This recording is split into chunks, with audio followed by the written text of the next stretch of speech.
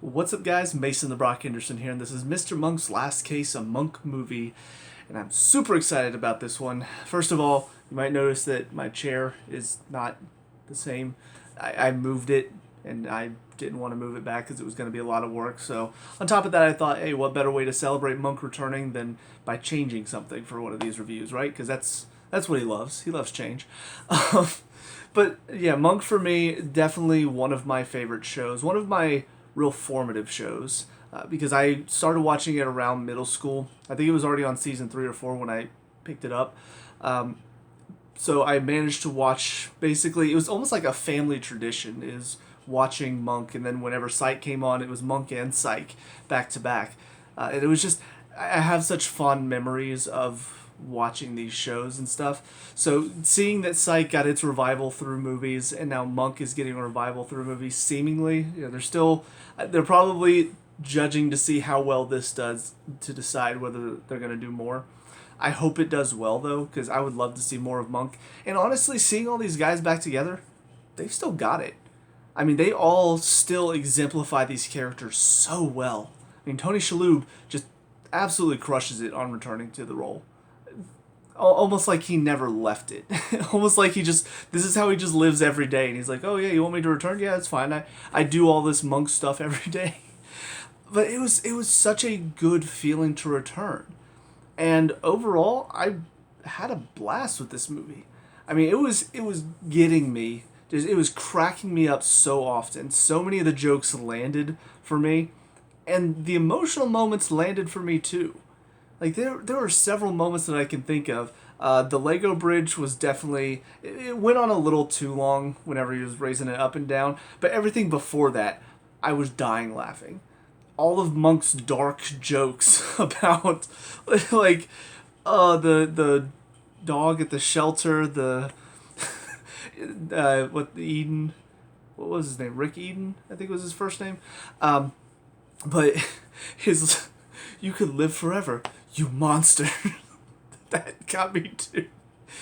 Oh man, the Randy Disher project joke with Stottlemyre and the security guards was great, but the emotional moments brought it too.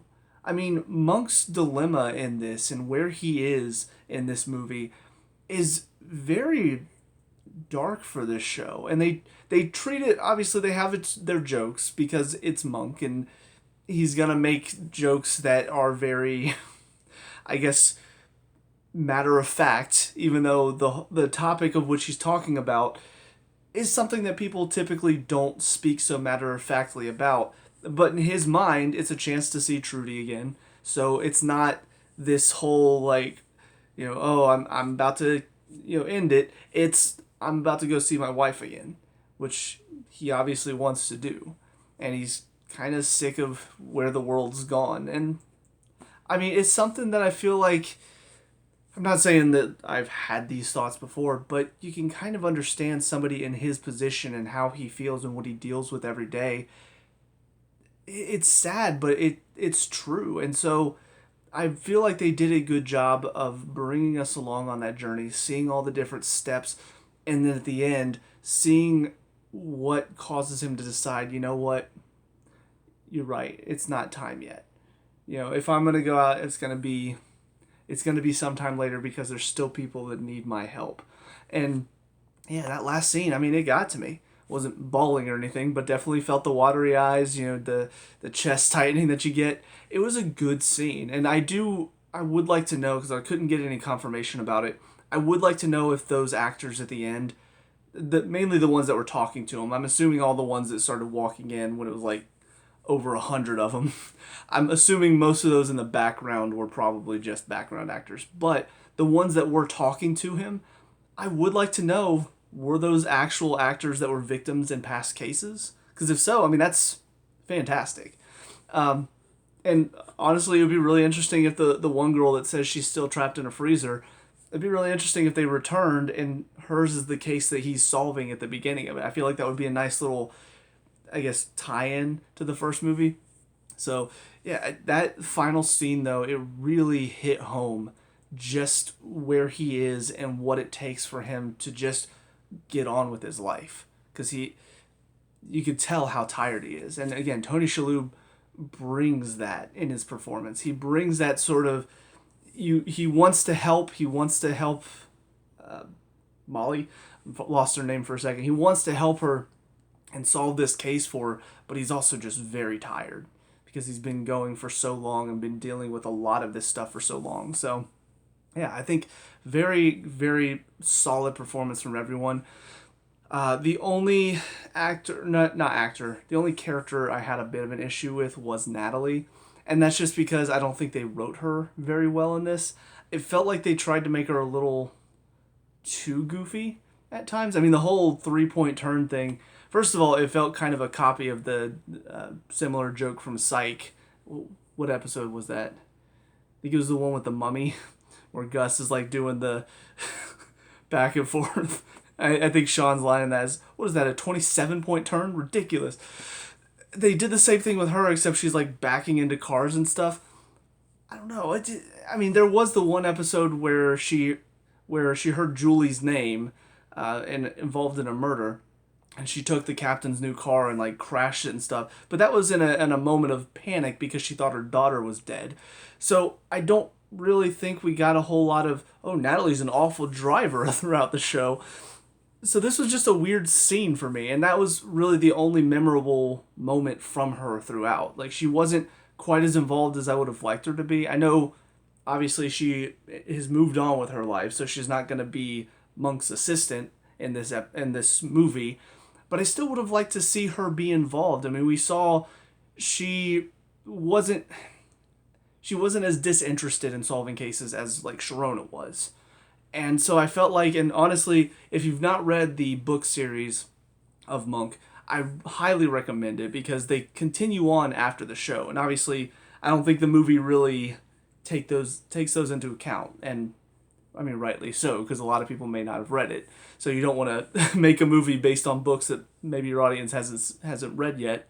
But in the books, they actually turn Natalie into a bit of a detective herself. She's the narrator of the book. So it's from her point of view, and it does show her basically starting to get her own abilities as a detective because she has been working so closely with Monk to the point where she actually becomes just as much of a detective as him. Not on the same level, obviously. He sees a lot more than she does, but her reasoning capabilities are better. And it makes sense based on Natalie's character.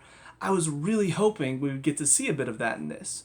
You know, not necessarily the same character that I saw in the books, but it would have been nice to see she is still close to that level because she worked with him for so long. But again, it felt like they kind of wrote her out of a lot of this movie and then brought her in just for a couple scenes. And the only one I can really remember is the car scene. So yeah, I felt a little dissatisfied with her character there. The other major thing that I think bothered me with this is the case itself. The Monk team, and I don't know if they brought back the same writers or not, but one of the things that I loved about the show is the cases themselves were always very intriguing. And granted, they did do the same thing here that I think the show did very well, where we know who did it.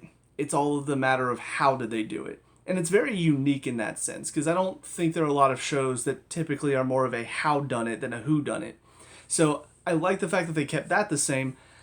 However, the how done it in this case, it's kind of simple. I was basically on it about halfway through. I'm thinking, okay, well, if the rope, he measures the rope himself and the rope was still the same, probably something to do with the measuring, right? Whether the measuring tape or the ruler, I wasn't sure I wasn't paying attention when he used it. But I'm like, it's probably whatever he used to measure it was tampered with, right? Like, why don't they check that?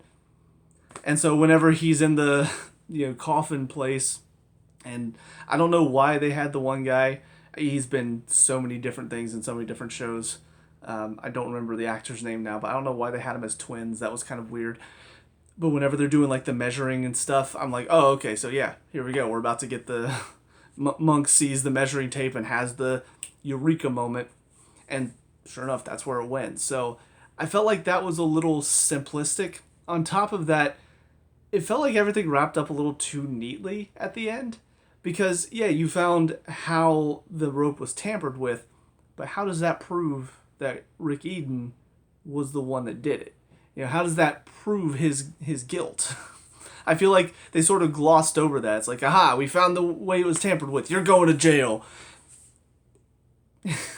How does that make sense? Yes, he hired this guy to tamper with the measuring tape. So what? Did you find his fingerprints on it? And if you did, still doesn't necessarily prove that Rick Eden was the one that did it. I feel like they just wanted to wrap it up. They were done. They had their whole thing figured out. They're like, aha, we know how Monk's going to figure it out. And they never really bothered to ask the question of, okay, but how does this connect back to our main villain? Like, we need to make that connection apparent as well, so that way it's not just, hey, here's how you did it, and here's the thing that you used to do it, and then that's all we need. You need a lot more than that to prove it. And especially somebody like Rick Eden with how much money he has, and he'll probably hire the best lawyers. There's no doubt in my mind that he'd be like, okay, so you found measuring tape. You found that guy's prints on it? Okay, well, how do you know he didn't go do it for me? He worked for me. Maybe he idolized me. Maybe he wanted to go kill him for my sake. How do you know that I'm the one that did it? And then that's where, oh, well, maybe that's they're able to get the warrant for the laptop or something. I just wanted more explanation for that reasoning, and it just felt like they sort of glossed over it. Just minor, well, I wouldn't say minor things, because both Natalie's character and that are kind of major things in the plot, but the good stuff was good enough to where I'm not sitting here going like, God, I had such an awful time with this. I still had a good time. I still really enjoyed it. But those two things were definitely moments where I'm just kind of like, really? We couldn't give Natalie more to do in the story. We couldn't do better with the mystery itself and the wrap up, the conclusion. So that's where I stand on it. A couple other things. Not really sure why they couldn't get the same actress to play Molly. The girl playing Molly in this did fine, but I definitely was like, that's not the same actress. Like, it's been a while since I've seen the finale of Monk, but that's definitely not the same actress. So when I looked it up, confirmed for me. So I don't really know why I couldn't find anything online about it. So I don't know if anybody watching this knows why she didn't come back, whether they didn't ask her or whether she didn't want to. Please let me know. Something else, I did want to see some more of the cast from the original. It was nice to see everybody, the main four, back, and then obviously Dr. Bell, but no Sharona, no Ambrose, no Julie. I don't know, there were some that I'm like, God, it would have been nice if we could have had them, but I get that you might not be able to get everybody back. I understand that. It's just my Monk loving heart would have loved to have some of those other characters back. Trying to think if there's anything else. I mean, the good stuff was, I've already talked about some of the moments that really had me laughing, but pretty much all the good stuff in this came down to how well they brought Monk into this more kind of modern world. I was a little worried with the COVID stuff, that they were going to go hard into that, but really it was thrown around as kind of a joke, which I don't mind. There's a part of me that wants my fiction to stay fiction because I don't want to sit here and remember how stupid the world got a few years ago. But using it in this way to show like, hey, look, Monk, everybody's you. Oh, they're going to hate it. Just great line. Seeing everybody like wiping their hands along with Monk. It's just little moments like that. You're just kind of like, I mean, yeah, it's ridiculous, isn't it? This is where we've gone to. We're on the same level as him because... oh no, we're so scared. So, yeah, it felt more like a funny joke, and people on both sides of the debate about how COVID was handled in that whole situation. I feel like both sides of the debate, or both sides of the argument, I feel like can laugh at these jokes because they're not really aimed at either side. It's just kind of something to laugh about. So, yeah, I think that's about it, though. Again, I had a really good time with it. I hope they do more of these because, I mean, Psych, while I do feel like Psych is not quite on the same level as the show, like their movies, I feel like they're doing an okay job with them, but I do think that they're not really sure what they want to do with Psych movies. It feels like they're just sort of like, let's just write more for these characters, have some fun situations for them, have some goofy moments that we can throw in, have a musical moment at least. I feel like Psych, it feels a little less focused with where they're going, Monk, it seems like they had a bit more of an idea what they wanted to do. They wanted to come in, they wanted to show where he is after the pandemic and all of that, and show him how he's dealing with all of that. Show where everybody else is and how everybody's kind of moved on with their lives because, he did solve Trudy's case, so that did help him a bit. But now that there's been a pandemic and now he's had to live through the fear of that because he was already super afraid of everything, so now all the fear that was spread during the pandemic just made him even worse. Molly's still around, but she's starting her own life too. And yeah, I think they did a good job of giving that sort of feeling of this is where everybody is now, and here's our story, here's what we want to show.